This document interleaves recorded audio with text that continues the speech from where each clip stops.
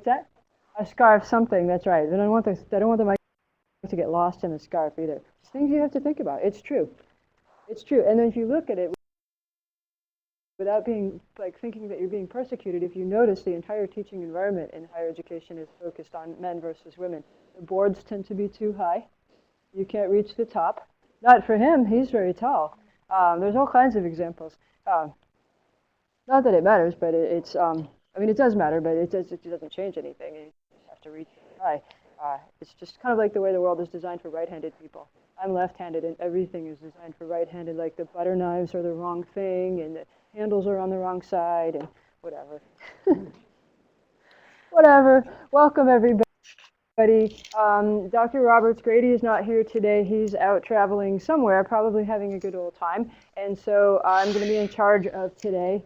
We are going to talk, I want to have us revisit the learning objectives discussion from last time a little bit. We'll think about teaching philosophy and teaching style and go through that a little bit.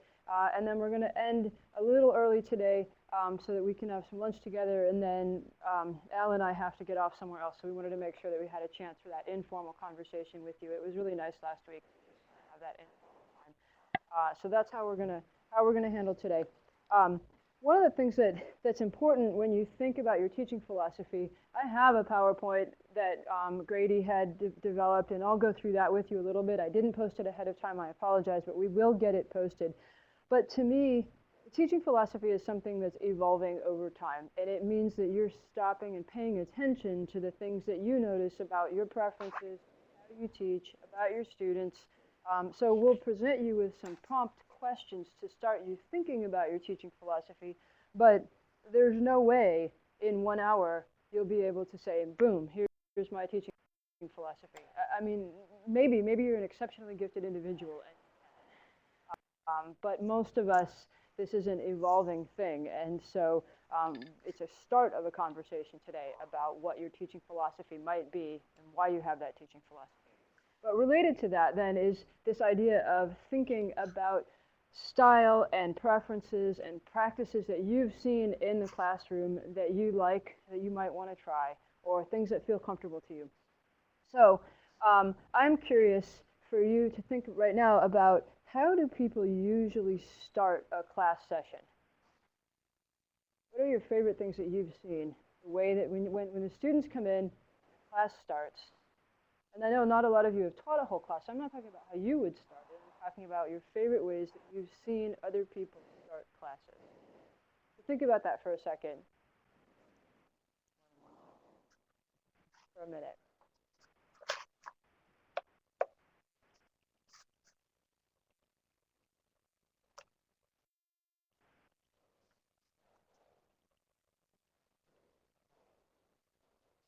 Mm-hmm.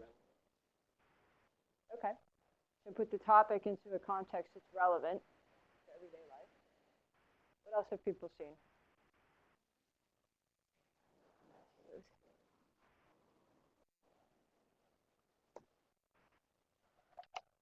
Okay. Get them thinking as they walk in. She puts an interesting cartoon or a picture that's related to the topic. Okay, sorry. Okay. So an announcement to remind students of things that are important. What else have you seen?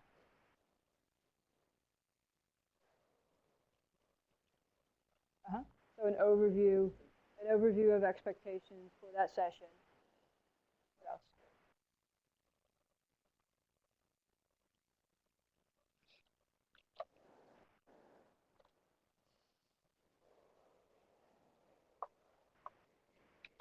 Mm-hmm.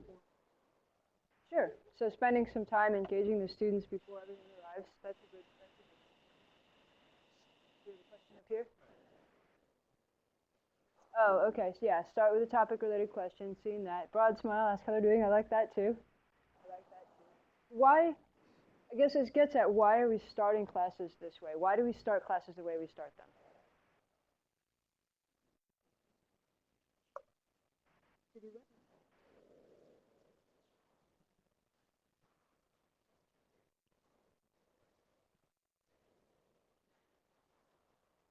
Right. Great. So bringing the students together mentally to that class for that day. Why are we here? What are we doing? That's a really important point. So that's one thing I'm hearing you saying, that once the students are there, if you think about it, they're coming from all across campus. They're often stressed because, especially if they have to come here to Fifield or entomology, they have to go 3 miles out of their way from central campus. They're usually late. They might have been coming from any number of different classes and any number of different topics. So they can't, they're scattered. And what we talked about creating a learning environment that's conducive to learning, and if the students are scattered and stressed, they're not going to be ready to learn in your class. So one of the things when we start the first day, or start right away in a class, is to get the students mentally there. I also heard you saying the idea of welcoming them, that informal conversation, the big smile. That's an important part of creating that environment for them. They want to come to class. They're ready to go. They're ready to learn in your class. These are just important parts of thinking about what you might include in a teaching philosophy. Why do you do the things that you do in a given class? Every bit of it is important. The whole way that it's constructed and staged from the time that you arrive, whether you arrive, I used to get in trouble when I was a brand new professor because I had my handouts and I was ready in class just as class was starting. And all the students wrote in my evaluations that I was always late. I was never late. But to the students, the perception was because I was there at the start of class, not 10 or 15 minutes before the start of class, I was late. And so these are the sorts of things. Every single thing that I do in a classroom sends a message to the students about what I think about their learning. And so even the things that we don't think are all that consequential matter a lot to the students in the message that we send. And I was just thinking about that. We were just having this conversation earlier about the way that certain professors give quizzes, or the kinds of assignments they assign. The students are always learning something from us, always, with the way that we do things, what we say, and we just have to be very conscious. Are they learning the things we want them to learn? So if you have a faculty member who gives very, very strict timed quizzes, what are the students learning? They're learning to think quickly. Maybe that's a good thing. They're learning to be stressed about taking quizzes. They may or may not be learning more about the content. So it's all a question of what are you trying to teach them? If you want them to think fast on their feet, if you want them to be able to work under pressure, if you want them to be experiencing what they might experience in a very strictly short period of time quiz, then be intentional about it. If that's not what you want them to be learning, then maybe you want to think about a different way of presenting that quiz or that. That's just an example. What I usually like to start with, which I didn't do today because I wanted to ask you how you see the class, how you see classes starting, is I do enjoy, when I can, engaging with the students, making it a welcome, kind of a community feeling that they know that this is informal. I do try to get to class early, turn on the lights, make sure the board is clean, make sure everything's ready so that it's a welcoming environment that looks like it's on purpose and I want them there.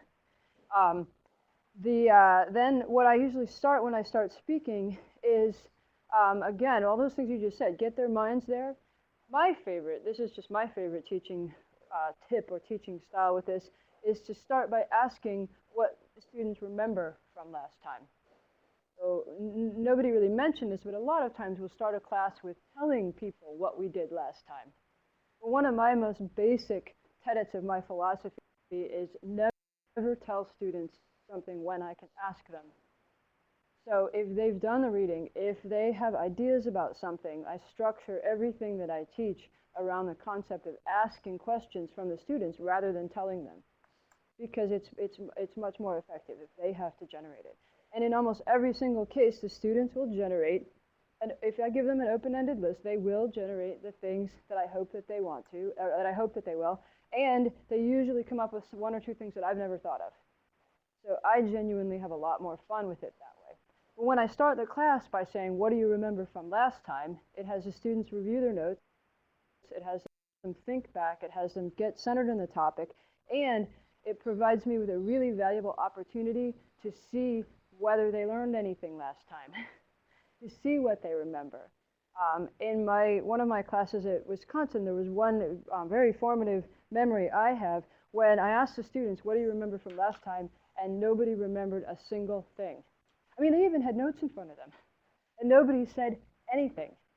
And so what I did that day was I threw out the entire lecture notes for that whole day, got rid of everything I had planned to do for that day, and went back and redid the class from the class before, because I wanted them to learn something. And what good did it do me to move on when clearly they couldn't remember a single thing from what we had done the time before? So that was an example of, and I don't think we've used these terms yet, but an example of formative assessment. Formative assessment means formative along the way. So I was taking in feedback from the students on the fly along the way and realizing I needed to change something and changed it in that moment. That works for me. That's a particular element of my teaching style that I'm comfortable and have taught for a while, and I'm comfortable just changing something as I need to. I think it's important to pay attention to what's happening in the class and change as I need to. Yes, sir. So how did you make up the lost time? I know, right? I didn't cover all the content. I just adjusted the remainder of the schedule so that I could make up for the content that we hadn't covered when I went back. But I think it meant that the students learned the material a lot more deeply because they knew how important it was to me, that it was worth scrapping everything and starting, going back to that. So I'm going to do the same thing with you guys. I normally would start the class with this, but I want to ask you, what do you remember? What still stands out for you from last time? It's tricky here because it's an entire week ago. It's different than if you have a Monday, Wednesday, Friday class. Although I can't remember what happened yesterday, so yesterday might as well have been a week ago. So what stands out as important from last time, or what just still stands out? Beg your pardon? Sure. Using the wrong verbs, or the words that you use in the syllabus and the learning objectives matter a lot in how you end up writing those learning objectives and in the syllabus, yes.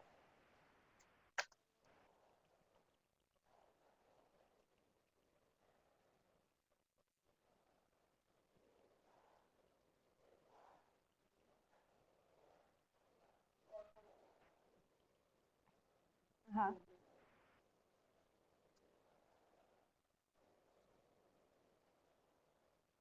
Sure. So how you can use the Bloom's taxonomy and the fact that we often don't think about that, and then we gravitate or end up at the lower ends, which is just a simple recall.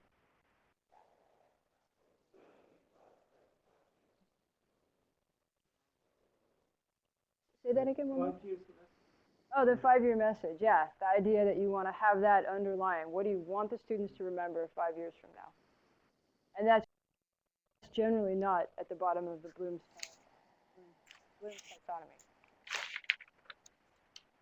Anyone else?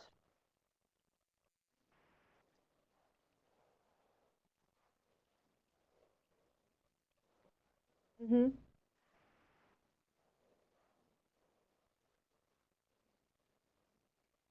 Yep. Mm-hmm. Sure. So the idea of using the syllabus as a way to structure your course and a way to determine whether it's overlapping too much or enough, or how it fits within a broader program, the scale of your. Yeah, that's great. I'm going to have you, I'm not going to ask you for more, because what I want you to do right now, I want to revisit this idea of the learning objectives a little bit, and more importantly, I think, the idea of I never got to write it down. Am I allowed to move over here? They don't, okay, I'm not stuck. Do we have a marker? Okay, that is. So I mentioned this last time, and no one mentioned it, but this is the way I like to draw it. This is the core or essential information. So this is sort of content, backward design. This is important. This is nice to know.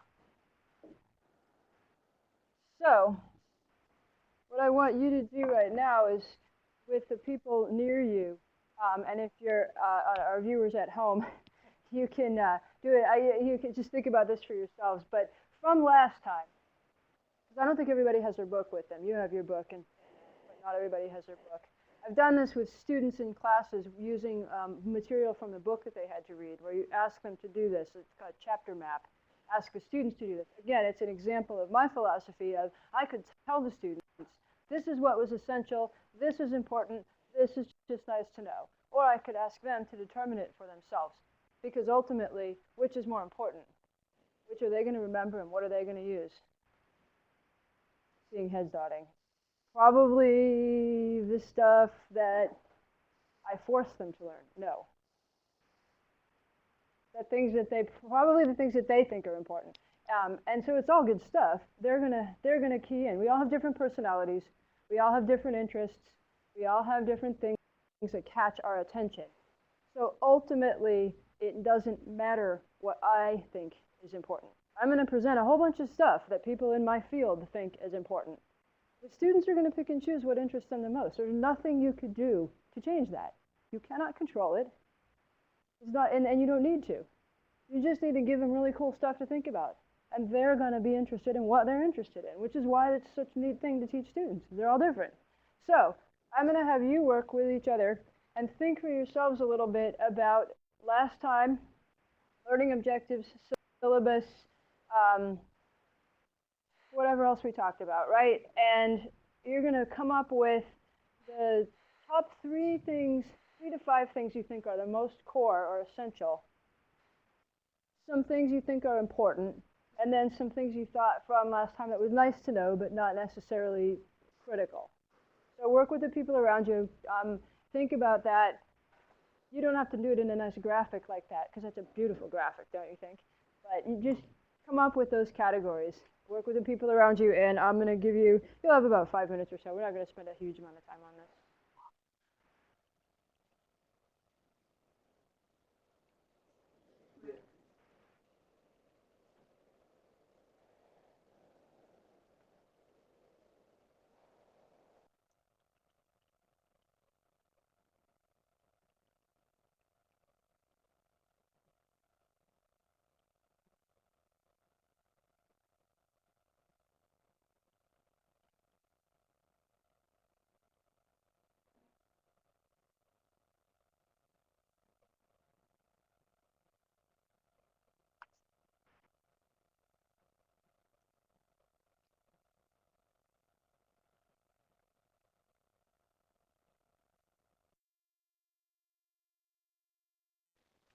I gave you a little bit more than 5 minutes because I was paying attention to whether you still seem to be engaged in the activity or not. What's that an example of?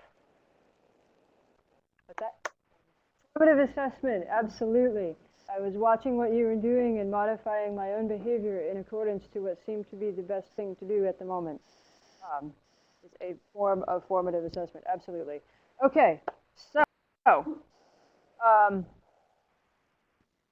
things that are essential. Who came up with them? What was your top one? Somebody, anybody? Absolutely nothing from last time. Friendly learning environment. Like creating that was a critical thing to know. Creating a friendly learning environment. Critical. Awesome. What else? Doing that what? Adjusting your teaching to accommodate or match the students. Yeah. Which can be really a challenge if you have a 300 student introductory class with students from all backgrounds. Yeah. Backward design. Concept of it, the use of it. I think I saw another hand over here.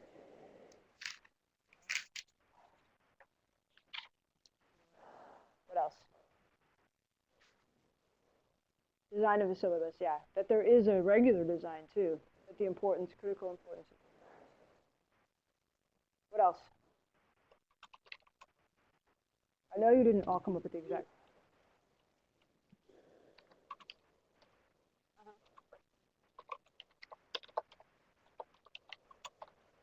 Uh-huh. So with that, getting them be clear, yeah, clear in the topics, clear expectations as well, probably, and that the syllabus helps with that. It's tied into the design of it. Absolutely. I think I saw another hand start to go up over here. Yeah.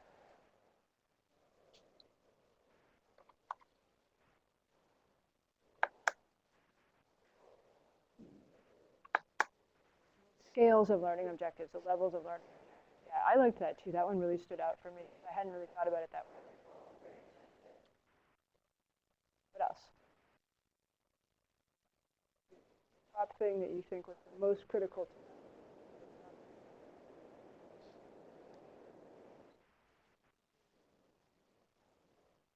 clearly defining a 5-year method. Last one. Who's got the last critical essential?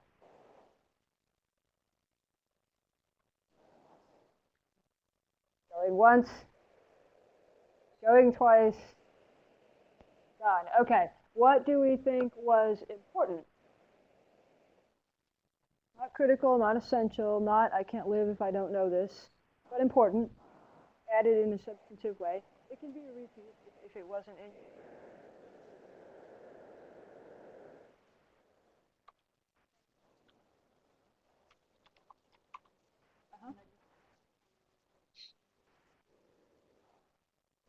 Yeah. Yeah, that most universities have a policy and that there can be templates about stuff that needs to be in the syllabus. Usually the ADA, disability, accessibility statements, legal statements. Some universities have an honors policy, or not honors, honor code. Okay, what else?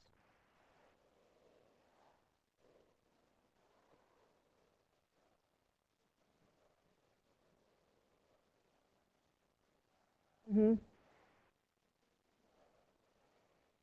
Sure. Yeah.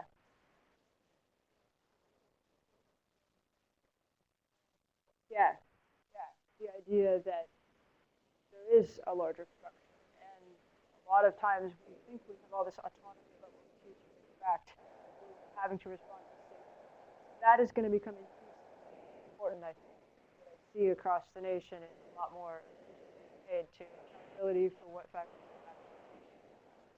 may or may not be a good thing. We can debate about that anytime we want at lunch. Yeah. Okay, what else did you come up with? Anything from out here? The essential. Determine how to deliver the course before it starts. That's a good one.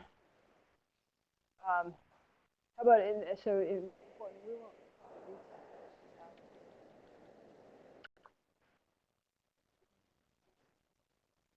Where do you want? I think Rizo, that's essential. So this is essential.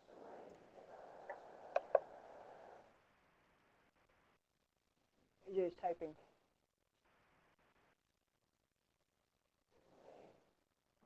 You can do it later. Meanwhile, you're supposed to be thinking about what's important.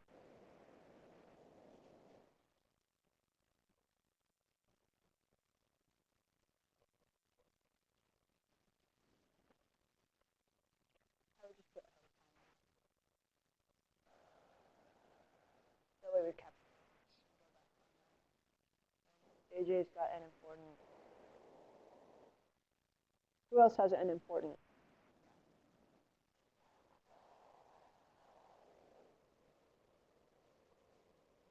Mm-hmm.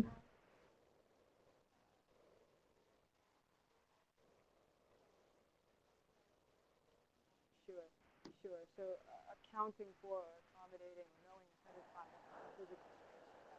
The idea of physical space. Yeah. The Bloom's taxonomy? Yeah. Same thing? Okay. Two more important, yeah. The which? Domains of learning. Yeah, the cognitive domains of learning.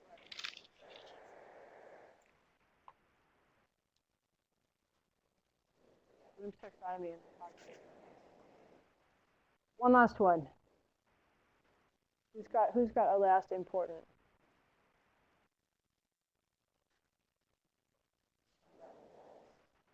I know you do.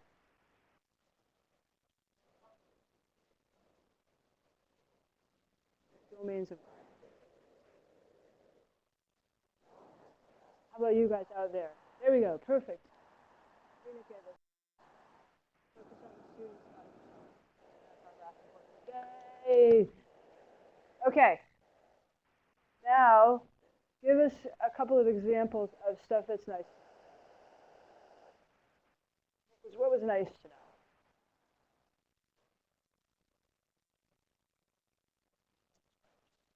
Backwards design. I mean, there could be overlaps. Nice to know was a backwards. What else was nice?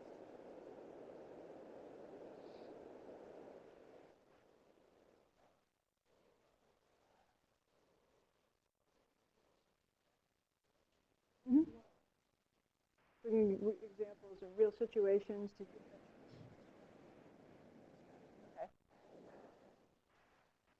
Okay. Okay. All right. I don't want to belabor this too much more, but I want to ask you now to think about what you noticed in doing that. So this is part of being reflective about your practice as a teacher and being reflective about your experience as a student. So what did you notice? What was that like? What did you learn from doing the exercise? Think about that for a minute, and then I'm going to ask you, what did you notice about that? What occurred to you as either an instructor or a student, either perspective? What was it like? And or what did you learn?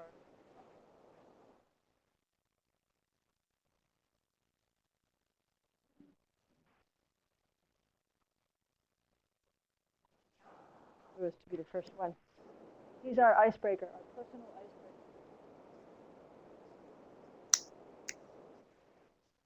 It was easier to remember. It was easier to remember the essential things. Did anyone else have that same experience? Yeah. Cool. What else?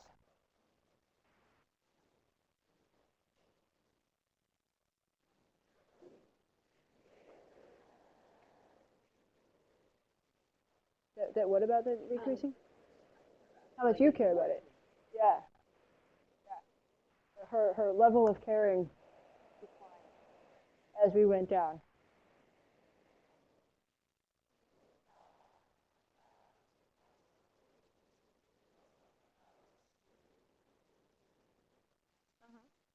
Well, was it challenging for you to be thinking about what was important versus critical? Was there a discussion with your people around you about whether this is actually critical or whether it's just? I noticed that.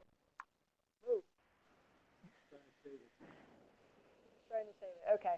I mean, I see that there's a lot of difference in what's essential versus important, right? And you might be thinking that what somebody thought was essential, you just think is important. Somebody put backward design in essential, and then somebody else said, no, that's just nice to know. That's okay. Nothing wrong with that. What else did you notice about this exercise? What was it like? What did you learn from it?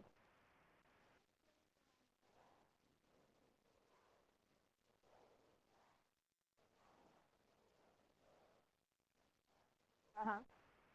Yeah, that's a great statement, and that kind of is a nice segue into the next thing I was going to ask you all. So you've just had the example of trying to reflect on what was that like? What did you learn from it?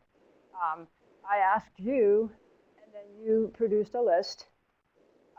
And what I also have always noticed is that when I ask the students to produce a list or ask the question, there's almost always, I can't think of any time where there hasn't been somebody that says the right thing that helps you transition to the next part of the class. I think a lot of times we're afraid to leave this big open space in our classes because we don't know how we're going to get back under control and we don't know how we're going to keep things on time and on target and according to an outline.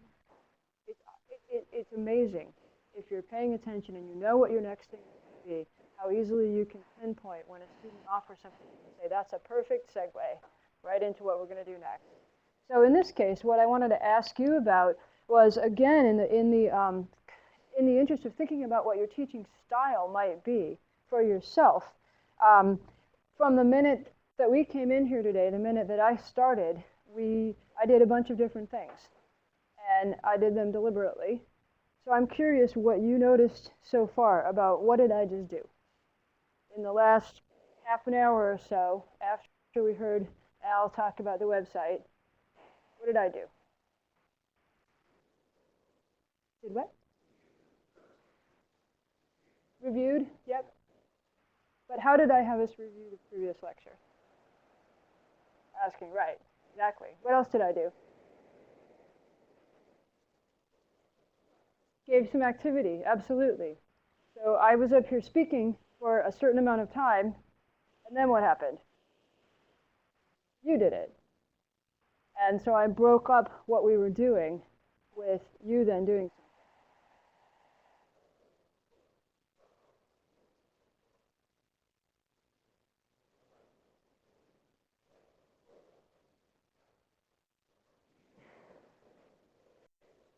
You should do what exactly? Oh, yeah, yeah. Well, one of the things that I've learned is that students have about a 20-minute attention span. And that's one of the things that's in the literature. And I think it's probably declining. Probably about 5 minutes now. What would you say now? They have a short attention span. They're not used to paying focused attention on things for a long time. And so when we break up the lecture by asking them to do something, it gives them a chance to refocus, to kind of stretch their mind a little, yawn, take a look around, come back on. We used to call this, or when I've taught my teaching large classes class, we call it the on-ramps back onto the freeway. And this happens to all of us. We go to scientific meetings and we drift, our attention goes off, and then suddenly, because those meetings happen with so many data slides so fast, all of a sudden you're gone, you're lost. And you cannot come back, you can't figure out what the speaker is talking about. And so you end up just checking out for the whole rest of the talk. Well, that's what happens with our students in class also. If we don't give them a chance to refocus and catch back up, we've lost them for the whole rest of the class. So I think of it as on-ramps back onto the freeway. We got to get them back together. And a lot of times just simply stopping and saying, what did I just do? Or take a minute and write down the most important point from the last 5 minutes. They can ask their neighbor, or they can at least come back together. Or sometimes just showing a picture gets them that moment of pause that they can come back together. So did that. Let's see. What else did I do?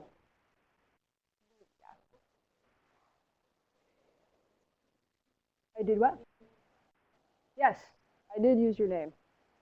I did. So making sure it's nice because we have the name tense. But when I can try to remember the students again, it creates that sense of community. Exactly. Exactly. So I try to make sure that I can do that, call it out, call students out. It feels bad if somebody says, hey, you, that one. That's how my grandmother referred to a bunch of us grandkids. You, that one. Not very personal. What outcome, or what do you think I was trying? That's a leading question. That's a perfect example of that question. Because I have something in mind. I'm trying to frame it as a question. I'm about to ask you. You would know it was a trap because you would know that you were supposed to read my mind. So I'm going to stop, and I'm going to pretend that never happened, and I'm not going to ask it as a question. I'm going to tell you what I wanted to say because that's it, because I have it in mind.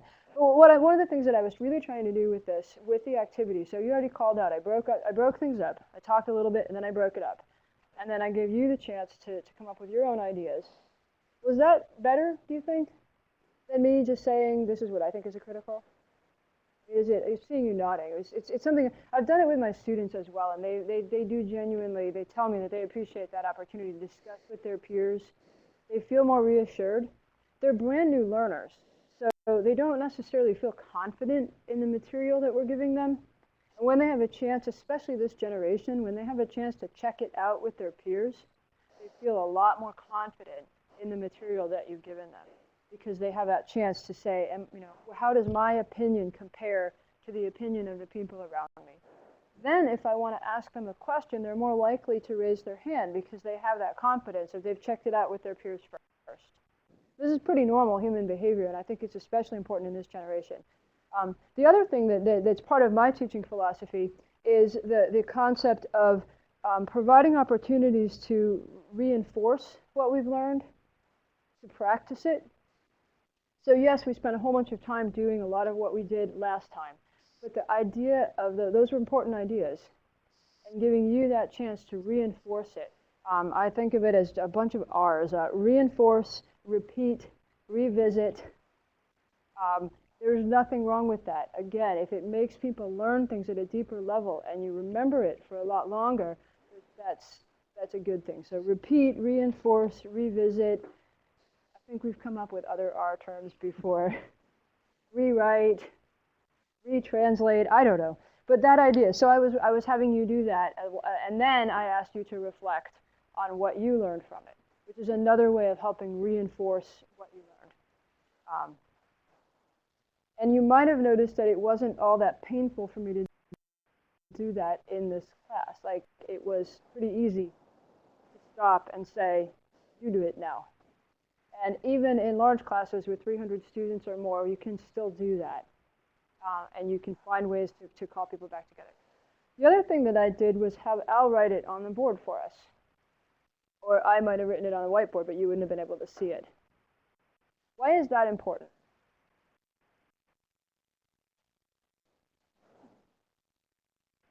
Why is it important?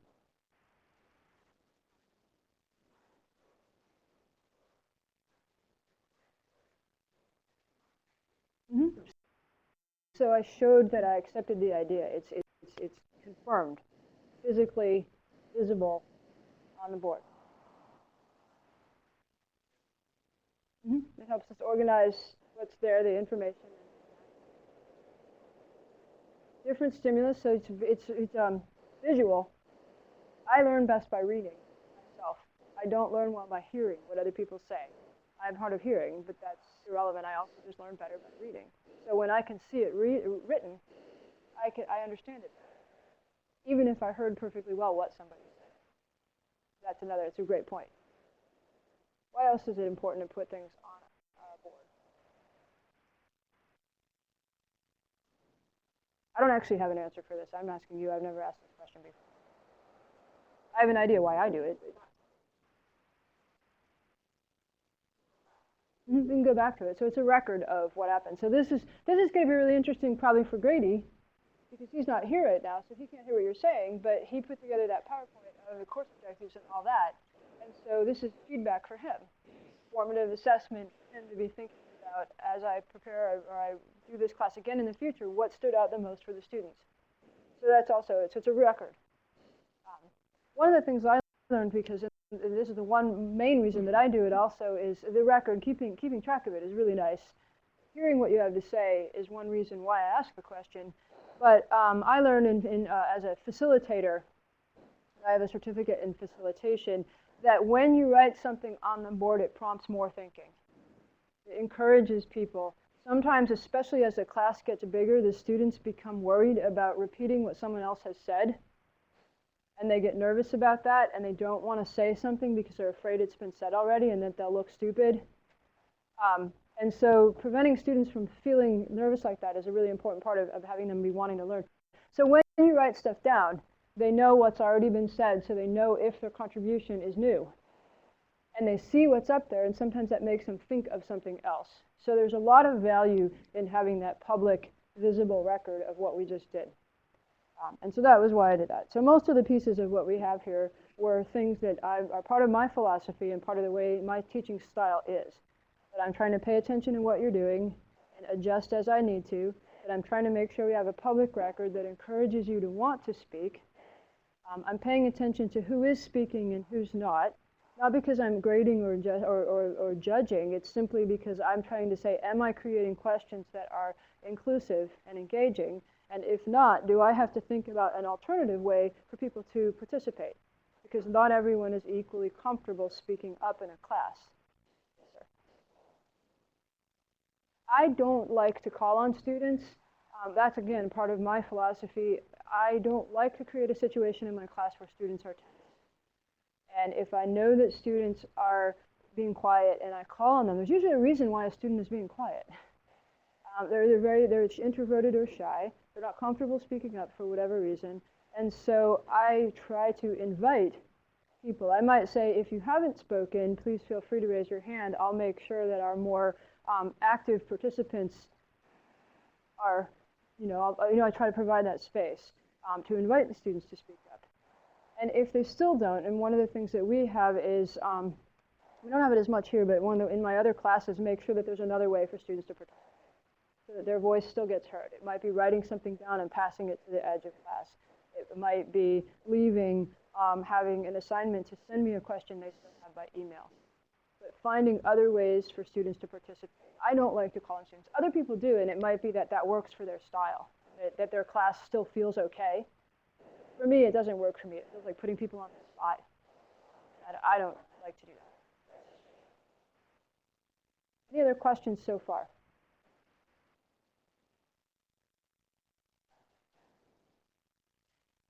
Okay. All right. So as we transition to teaching philosophy, PowerPoint, we can get that once you say that, Al. I'm going to have you think about what does what we just did have to do with teaching philosophy?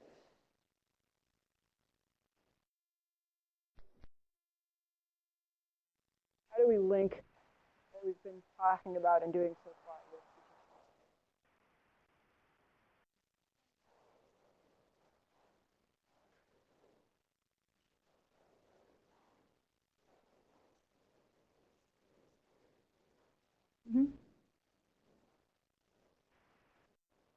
Capturing what it is that you do, why you do it, deliberate about that, writing it down so you remember it.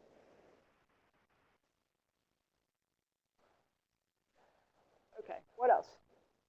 At least one more. How this all works. I've said it. I also talk too quickly.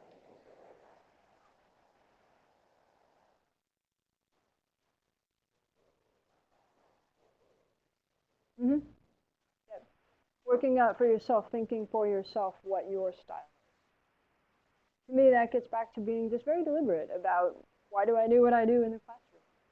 I need to be intentional about it. It's not just stumble in the door, throw up some PowerPoints, say some stuff, leave. It's got to be more than that. To me, it's about designing, like we talked about that last time, designing the whole learning experience for the students so that every piece has a reason for being there. And managing the pieces that I have to deal with, like I don't have any control of the lights, for example, things like that. All right, so Grady had this great PowerPoint slide, or PowerPoint presentation about developing your teaching philosophy statement. And so just like with the syllabus, there's kind of a style or a form for teaching philosophies that's expected. Kind of like the way we write scientific journal articles. It's not that creative, really. I mean, it's an expected type of structure and content. So with the teaching philosophy, it's pretty similar. So go ahead to the next one. What's in here, and we won't go through it in excruciating detail because, like I said, a lot of this is stuff you have to think about for yourself. And you've got to pay attention to your own preferences as you think about teaching, as you design your syllabus, as you practice teaching.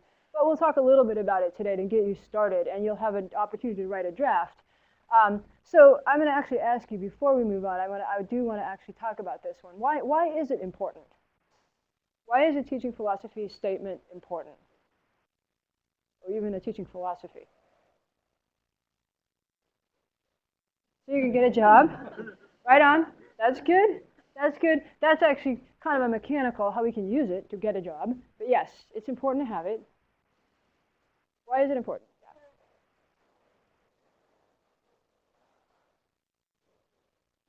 So it gives the students an idea, yeah. Or others. Mm-hmm. Sure. Sure. So it makes it clear to others what you're all about, what your style is, what your philosophy is. Mm-hmm.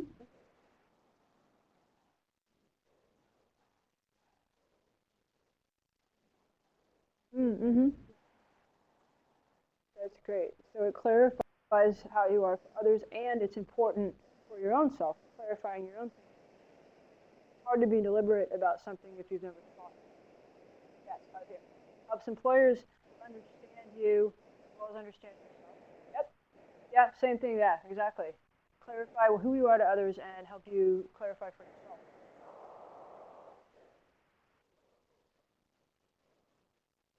Yeah. Yeah. Exactly. Has anyone ever read their college entrance essay back again? No, it's terrible, right? And so it's a point in time. I mean, teaching philosophy statements are the same way for me. I can read one that I wrote 10 years ago, and I just cringe. And I go, oh, I've learned so much since then. So it can be a great check-in, a great baseline, which can be encouraging.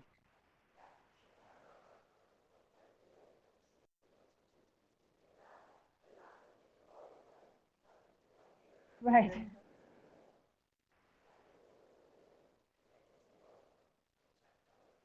Yeah. Yeah.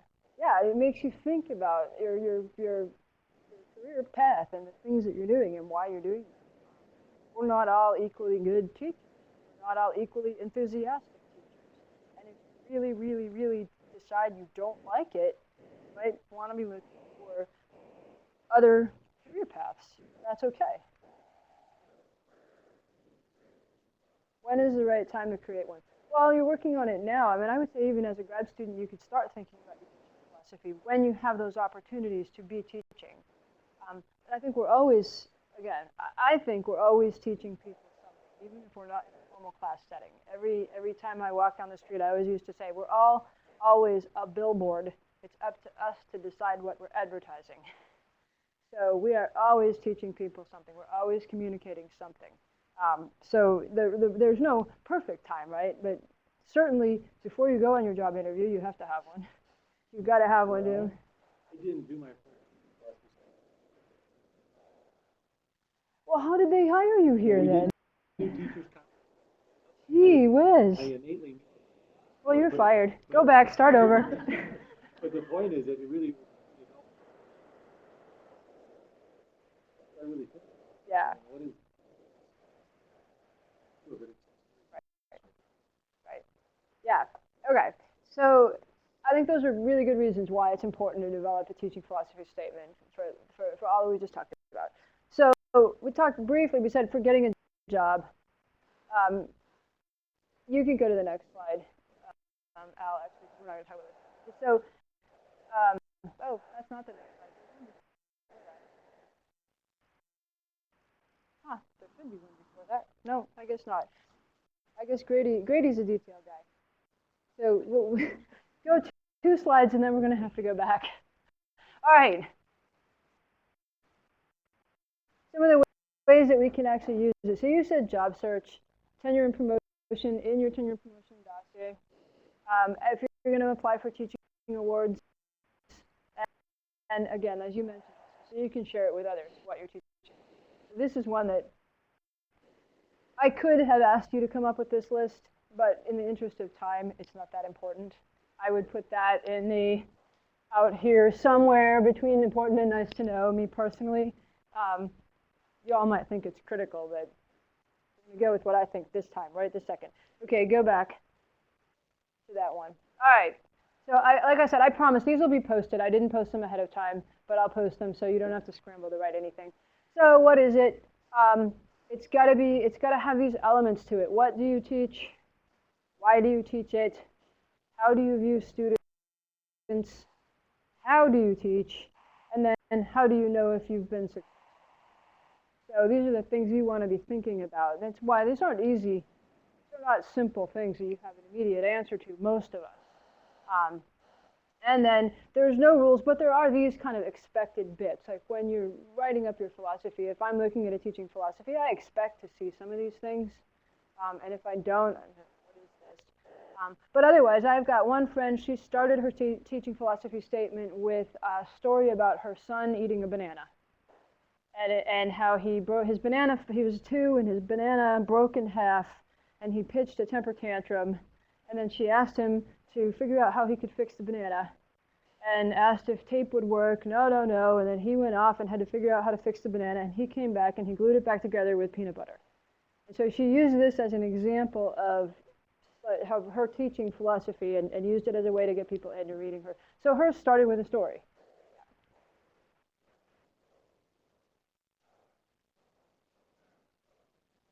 I think it's a way.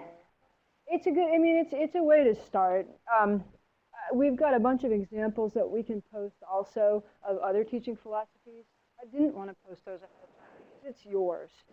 And and you can read what other people have written, but you don't want your teaching philosophy to be just like someone else's. You want it to stand out. There are elements that are going to be similar. One of the reasons that or one of the things I've complained about in a bit since reading all the tenure and promotion packets that we have is teaching philosophies all start to sound the same. Because ultimately, there's only so many ways you can say, I want my students to learn, and I want them to be able to solve problems, and I want them to think critically. This is true. This is why the story of the banana is actually kind of an interesting way to start a teaching philosophy. I'm not sure I would say that I would start that with a job application necessarily, but it could be a way to start a teaching award application philosophy statement. So you can tailor your teaching philosophy for whatever the purpose is. I would say that it really depends all on the person and your knowledge. Oh. Because describes My worldview.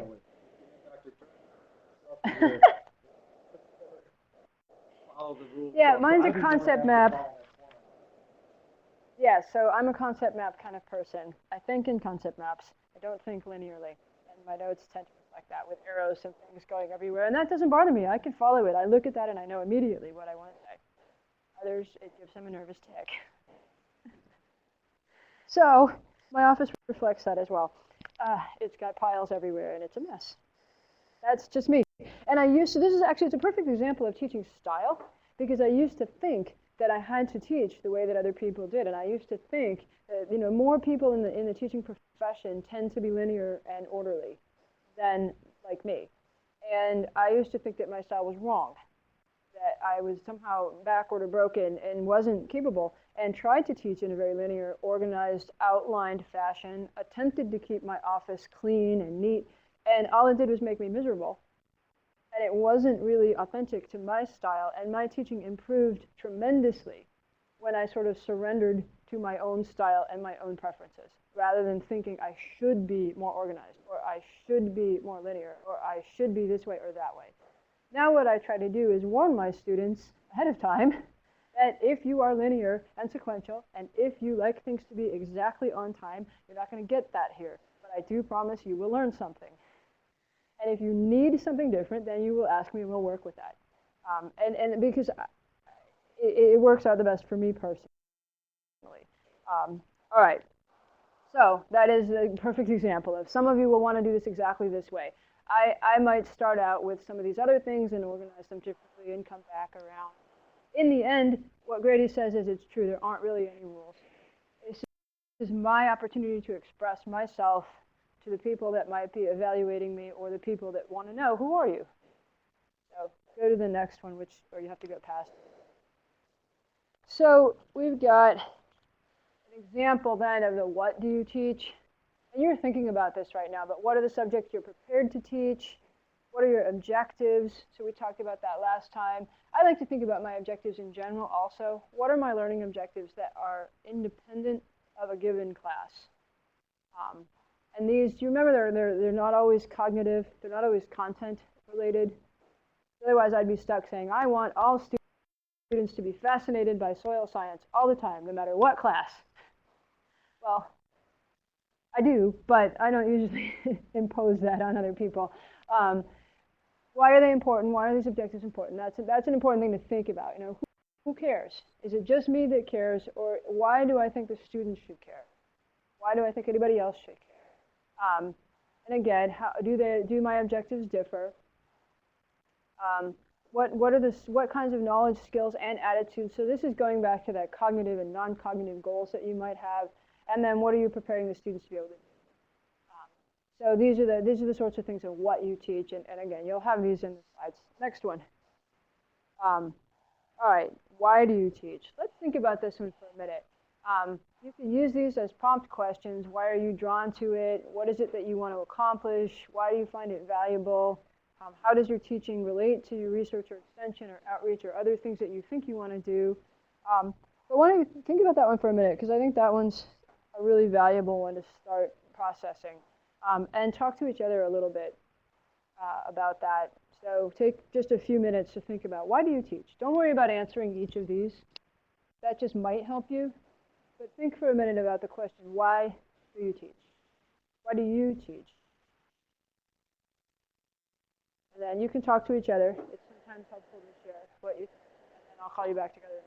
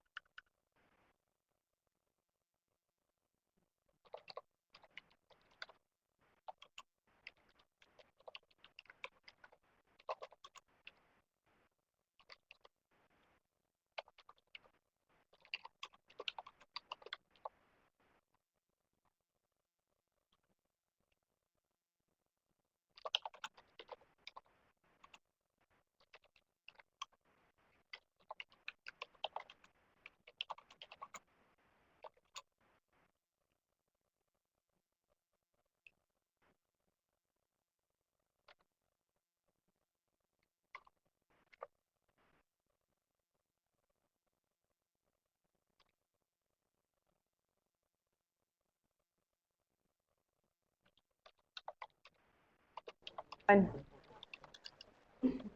You can leave it. You don't have to do a whiteboard for this. Just leave it. All right. Why do you teach, or why do you want to teach?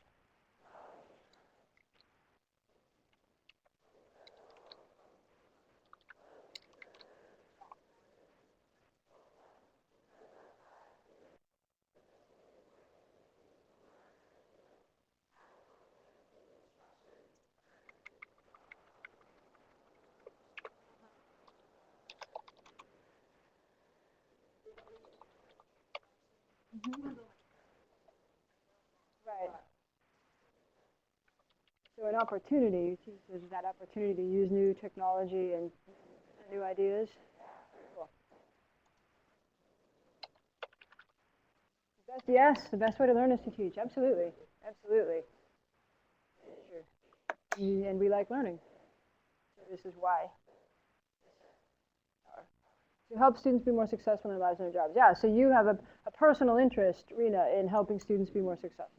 So why you personally have an interest. Because the philosophy is about you, right? It's your beliefs, your attitude, why you do it. Who else? Why do you teach? I'm particularly interested if no wrong answer to this. So I encourage you. I think you've spoken 16 times. I've been keeping track. Oh, you're great. One of my go-to guys. You always have that in the class, right? You're desperate. You ask a question, no one's answering. You got your go-to people. You can look at them and you just know that you're one of my go-to people. Okay, rescue me. What were you going to say? Okay. Yeah, so you enjoy making that connection between the theoretical and real life. Absolutely.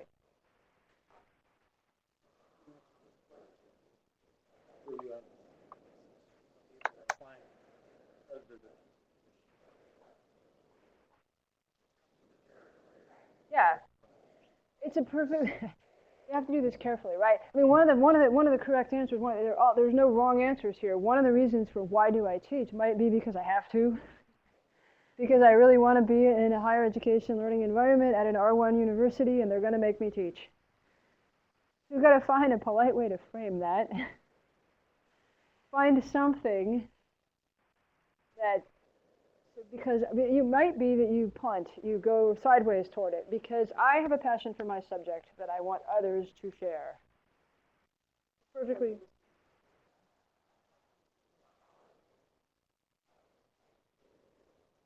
Yep.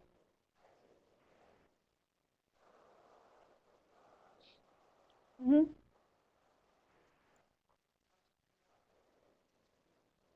Sure. So you have some understanding of your own self and how you do that. Exactly. Exactly. There may be others who don't feel who feel like, okay, I'd rather not have to teach, but I know that it's like that. So there might be ways you can frame it. It works for you.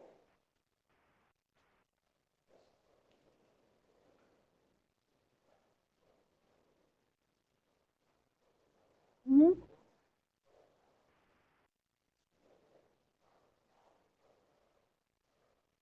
Mhm. Sure. Right. So the reason why you would teach or want to teach is because you get new ideas. Some of us it might be we like students. For others of us we may not like students, but we do like new ideas. Both are okay.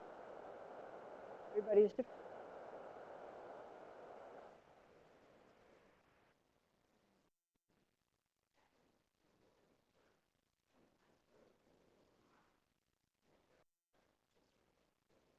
Mhm.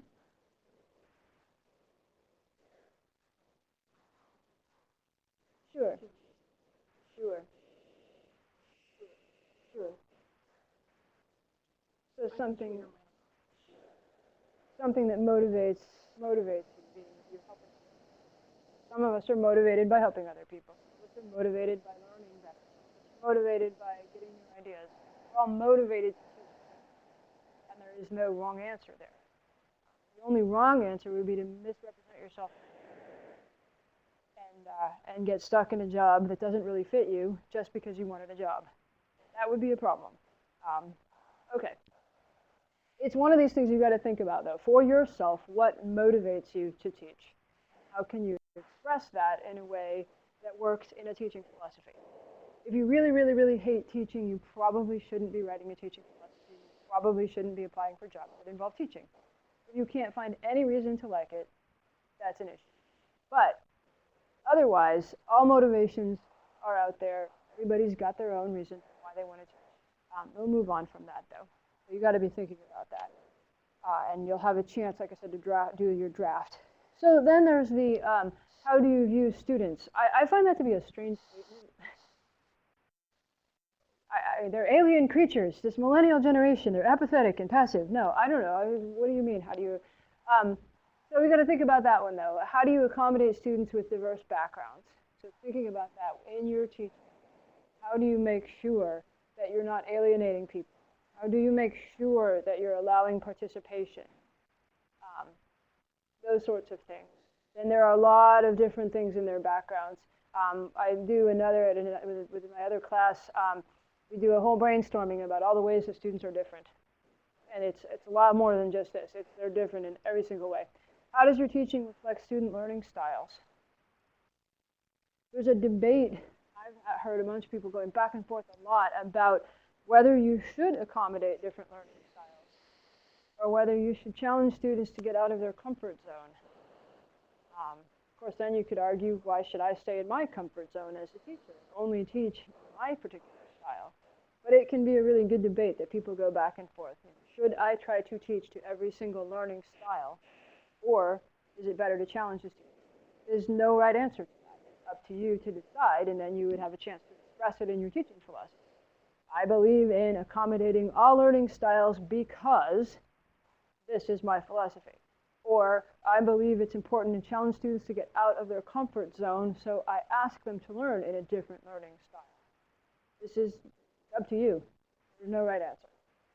Um, And then this is kind of, I think this is about student background, right? How do you accommodate the different background and experience levels of just prompt questions to think about. Deliver that. Yeah, right. Yeah, that's true. I guess we could say it's prior experience that my students have had or my prior experience with my students. If I've been traumatized by different classes, it might change the way I try to teach, for sure. Oh, AJ has a question about what are different learning styles. Who has an answer to that? What do you think of when you think of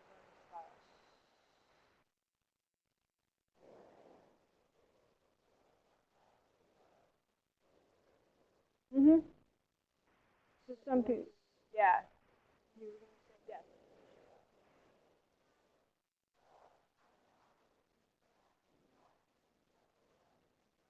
Uh-huh. Yep. Yep.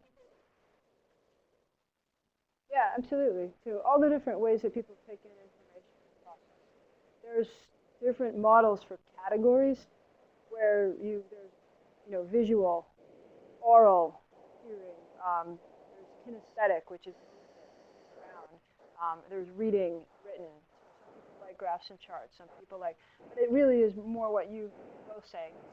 All the different ways that students take in information. Some like concept maps, some like outlines, some like detailed descriptions, some like a big picture. I personally tend to err on the side of giving, there are some students who can't learn unless they see the big picture first. They have to know where they're going before they can pay attention to the details.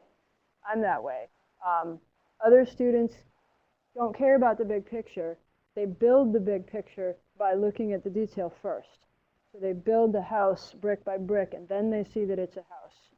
So I personally try to provide a big picture because it won't damage the students that want to build the house with bricks, but it will help the students that need that big picture build the house with bricks and then give the big picture again to reinforce it for the students that now need to see we've just built a house because they didn't pay attention in the first place when we had the big picture. That's a style that I have that I've learned for accommodating different learning styles for my students. Um, and then videos, some of them really like videos, other ones couldn't care less about videos. I like to try to give my students an option if I can. If I can present information, if they have an assignment out of class and I can give them an option to watch a video that has the same information or read an article that has the same information, I like to give them that choice. They're getting the same kind of content in both cases. They have an option to do what works for them. And you can often find the same information in two different. Um, and so who thinks that millennial students would all pick the video? Everyone knows this is a trap. You know this is a trap. Another example of exactly worded. So we won't even go there. I was surprised when I did this. About half this, about 40% of the students actually chose to read. So it's not true that students don't want to read. They will read. Just got to give them interesting things to read. And that anyway. So learning style. Got it. Thanks for the question. That was a good question. All right. This is the last slide we're really going to go into for today. So the how do you teach? Oh, we're ending a little early. We're not quite done yet. We're not done yet. We'll start packing up. Your students do that, right? They want the class to be over, so they give you this not so subliminal cues of all starting to shuffle papers and packing up. And the ones I love are the ones that actually just get up and leave. Wow, bye. All right, so we've been talking a lot about this, about how do you teach. And so Grady's got a bunch of really nice prompt questions here about what teaching methods and strategies do you use? Do you like lecturing, leading discussions? Do you like having them work in groups? Do you use a combination? Why? When do you use that combination? What sorts of assignments? How do you take into account the different learning styles? We just talked about that a little bit. How do you approach teaching non-traditional students? Who knows what a non-traditional student is? And it's not a rabbit that's sitting in class. That would be a very non-traditional student. You don't, what's that? Adult learners, yeah.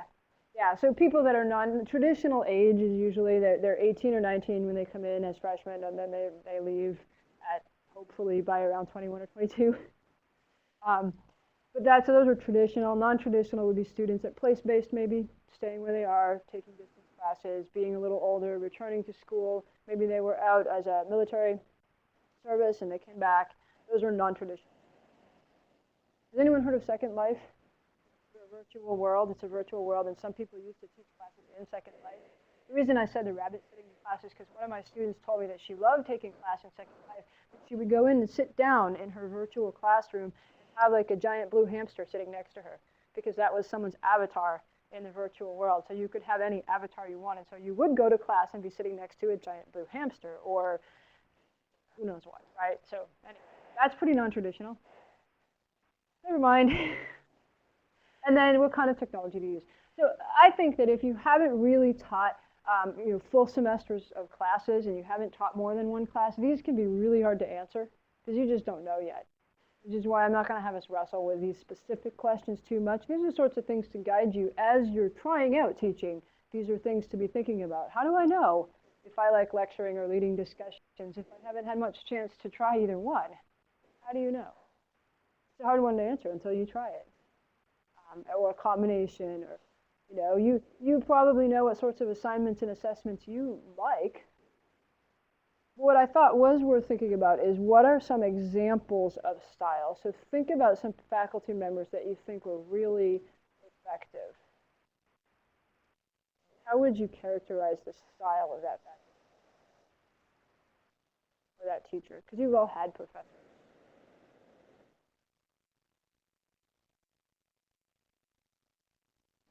Find successful faculty works the best for you. Just an element. It doesn't have to be like a person. What was it about that person? Approachability. So a professor that was approachable. What else? Dynamic. Dynamic. What else? Sense of humor.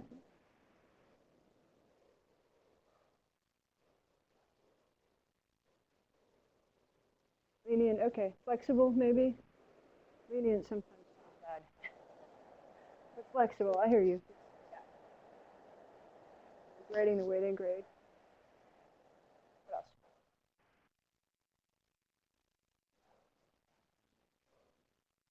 Did you say respect? Spend time. Sorry. Spends time. Likes. Yeah. Some of them. It's the people that like students. Some of them may not like students, but they can still be very good teachers. You don't have to like students. It's true. It's true. We have some faculty that really don't like students very much, but they're very good teachers. They find a way that something works for them. What else? Thinking deep thoughts. You must have had some faculty. I'm seeing skeptical face over here, so I was like, I don't know.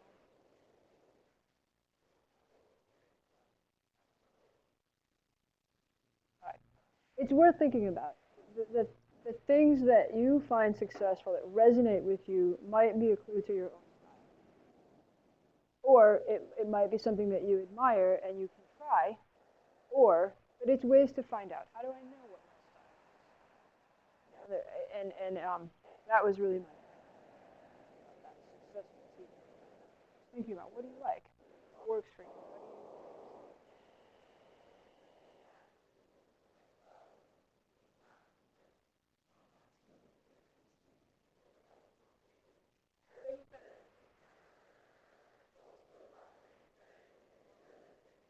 Yep.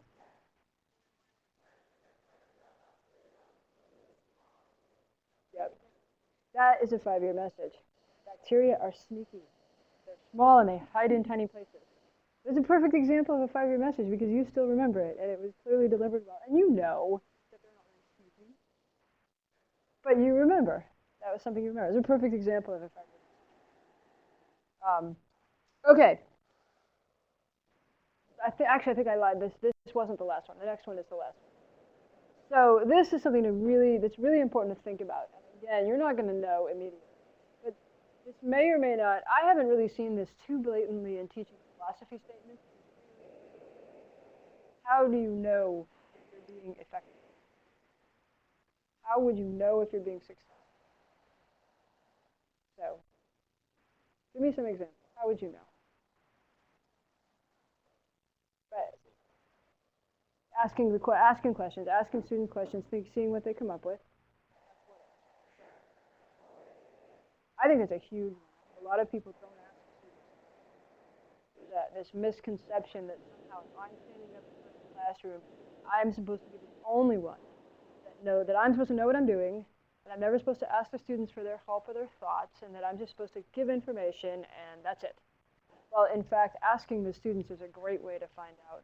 There's a whole article on students' perceptions of their learning. Students know if they're learning, just like you do. You know if you're learning. All right. How else do you know if you're from the student evaluations? And you may or may not trust them. Evaluations are a crazy thing. But student evaluations is a way to decide if you the attentiveness, yeah. If I look out and you all had just gone to sleep, I might think there was a problem. If I'm paying attention at all. If one or two of you are asleep, I might think that you partied all night. Or I could think, uh-oh, I have to change everything that I'm doing because two people are asleep. There are certain things I can't control. I can't control my students going out of class. And if I take it personally because a student has fallen asleep because they partied all night, what good does that do with me? It might distract me from teaching. It might make me unhappy and upset because a student falls asleep in class when it actually has nothing to do. Those are things to think about. Can you control what's out of your control? If you know that you're teaching on Friday morning and Thursday is when parties start, you're going to have a particular challenge engaging your students, and you might want to build that into your class. How do you wake them up? It's going to be a different kind of a challenge than if you're teaching on Wednesday morning.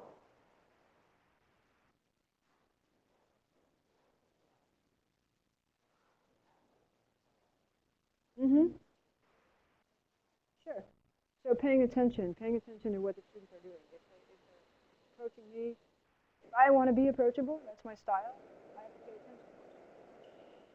If students are not approaching me and I think I'm approachable, there's a problem. There's a disconnect between how I say I want to be and the results I'm getting. So it's paying attention. What are my results? Do I want my students to take tests well? Are they taking tests well? That sort of thing. You were going to say test. Yeah, testing. So their performance on tests is a way to determine. Oh, there we go. Yeah, you're right. That's a good one too. Formative assessment, absolutely. Paying attention to what's going on, and then if the students are asking good questions, then that means they're engaged and they're thinking about it. I happen to think that there's probably an equivalent to Bloom's taxonomy, but for questions, and that some questions are very easily answered with yes/no answers, or you can look it up really easily online. It's not a very complicated question. It's not a sophisticated, complex question. That's sort of low Bloom's level questions. I think, and I haven't done the research yet, but I think it's impossible to ask a complex question without having a deep understanding of the topic. And I think it's easier to diagnose the quality of a question than it is to diagnose the quality of a paragraph of writing. So I think it's easier to evaluate, does the question imply that the student has deep understanding? And you could think about that one. It's my hypothesis right now, is that you could use questions as a way to evaluate the depth of students' learning, the questions that they ask. Because it's extremely difficult to ask a good question if you don't understand what the topic is. All right, I want to wrap us up a little bit so we can eat lunch and people, like I said, we have to leave a little bit early today before normal lunch. So I want to, so you'll have more of a chance to be thinking about these things. You'll have a chance to write up your draft teaching philosophy. When you take advantage of the opportunity to do a guest lecture or think about teaching, or as you think about teaching in the future, you'll have a chance to figure out what's your style. There's an example. What was that? Did anyone ever see? What was it? Was it the Foster's commercial with the German stand-up comic? Like if you're German, or maybe it was Beck's beer.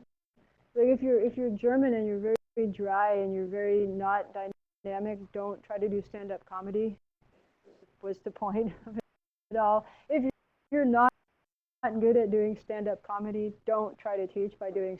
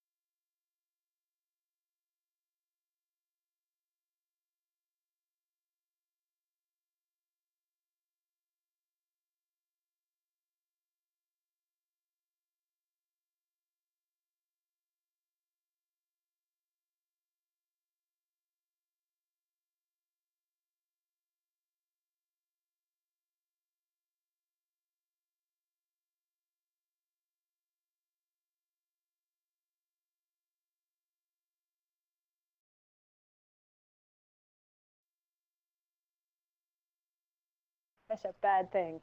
That's a misalignment of your style. To me, I know it's kind of silly, but that always encapsulates for me that idea of teaching style, finding your style. Don't try to teach with someone else's style. It won't work. Okay, so to wrap up, like I said, I always try to make sure that you have a chance now and then hopefully at the beginning of next time too, we'll ask you, what do you remember from next time? What stands out? But what I want you to think about right now and share with me a little bit what stands out for you from today. So we've been here for an hour and a half roughly, doing lots of different stuff, thinking deep thoughts. What stands out for you? What do you think you're going to remember, or what do you want to remember? Because this is one of those things where if you say it now, if you write it down, or if you verbalize it, you will remember. You're committing it to your intermediate and then long-term memory. If you don't, if you just sort of let it all swirl around, you may or may not remember.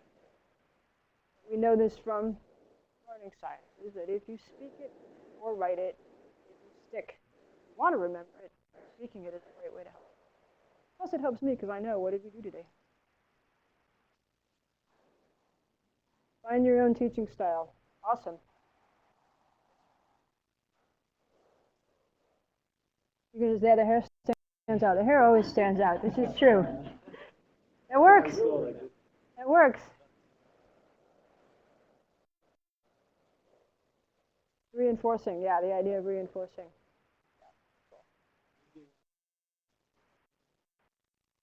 Yes, sir. Go ahead and try it. Yeah, can you actually use your mic? We can see you, but we can't hear you.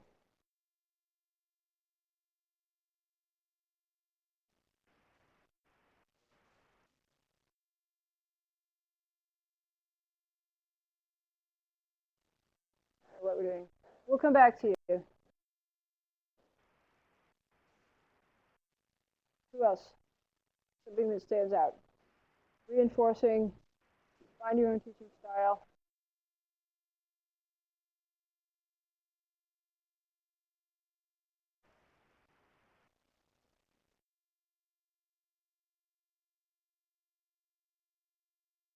What, Cheryl?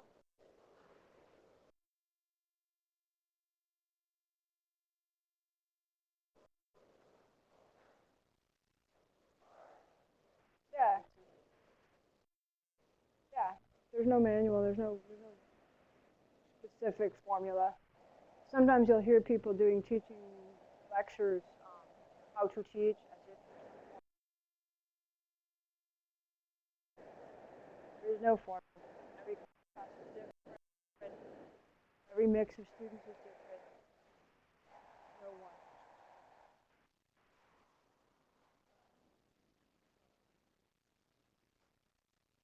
What is? Okay. So yeah. So what stands out for you is that there are these different things to keep track of. Who else? Is AJ ready? Oh, how long? AJ is a detail person. It probably depends on what it's for, right? So in teaching awards, you may have a limit, a word limit or a character limit if it's a teaching award application. Similarly, for tenure and promotion packets, they'll have a limit. So there may be a limit, but otherwise it depends. So yeah, we've got another one that most students have the 20 minutes or less, so you need to regain their attention. Cool. Who else?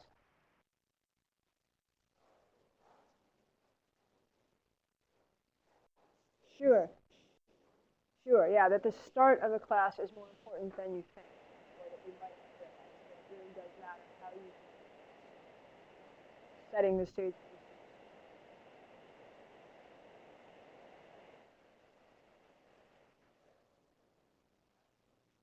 Yeah, the idea of using the board and why that can be important. Great. Okay, for those of you who didn't say anything today, I do want to, well, actually, I have a handout that if you want to use this, it's a template that Grady used, so I'm going to pass this out just because I made copies. And And then for those of you that didn't have a chance to say anything, if you've got paper, I just want you to sketch out one or two things that did stand out for you today. Just write them down. And then I want to see if we come back to the same things next week or not, to see if it lasted a week. So if you haven't said anything today, if you have said something today, go right ahead and do the same thing. But if you haven't, at least give me a chance to hear a little bit about what you're thinking. And does anyone need paper? I only have funny sized paper, but does anyone need paper? It doesn't have notes paper, or doesn't want to rip something out of their binder? As weird as I am with my concept maps, I actually hate ripping pages out of my binders because it's messy. Go figure. Anyone need paper? Nobody wants big weird paper. Okay. So yeah, as your last act for today, go right ahead and, like I said, write down a couple things that stand out for you. Play with you don't have to fill out the teaching philosophy thing right now if you don't want to. If you want to, go. Al, can you?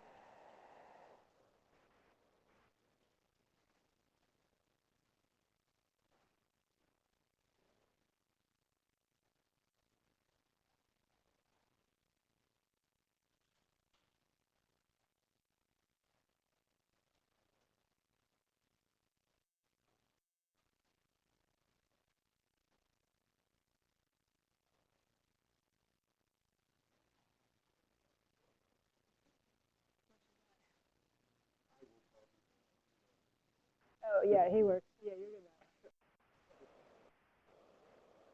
Right. There's an example of someone who has no problem calling on people.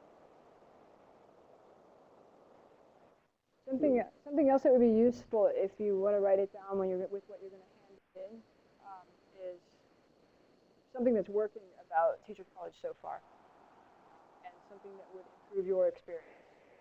Because these are, again, you're an experiment because you haven't done this for 6 months. And so that would be really helpful if you would working so far, something that would improve your experience.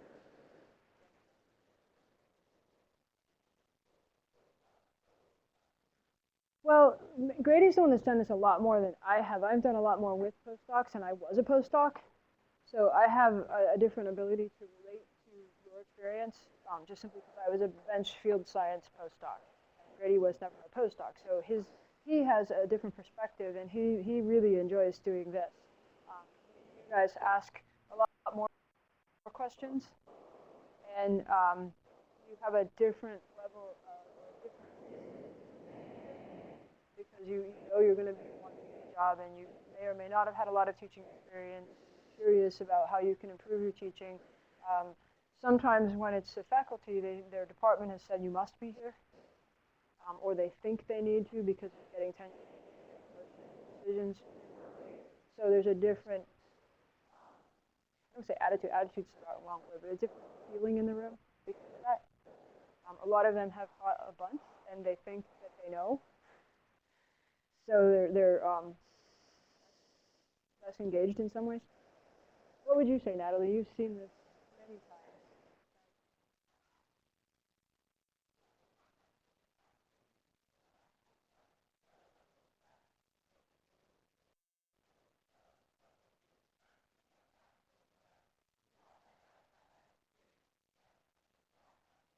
Yeah, that's true.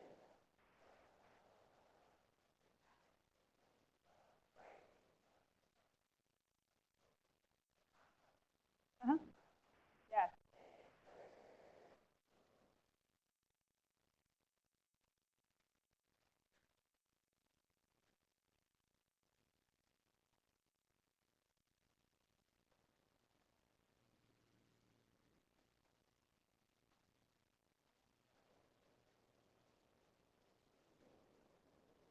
Uh-huh. Um, I think this one it was designed for the faculty that were already teaching here. So I think you could probably modify that first question to simply be, what will you teach? But you don't have to you don't have to fill that all out right this second. It's really for you to start with, you've got to be doing a draft teaching philosophy for one of your assignments. You don't feel like you have to fill that out right for you to use. And those of you out there, we'll make sure you get this handout. I copied it at the last minute, so I'm sorry about that. But it's just the same kinds of questions that were on the slides. Make sure you Yeah, so that was really it. When you have it, like I said, leave behind your piece of paper that says at least one thing that stands out for you today, and something that's working and something that would improve your experience. So leave that when you go. If you have lunch, you can eat lunch with us. We can start to arrange ourselves that way. And otherwise, we are going to end a little bit early today. So, are you set? You're free to leave.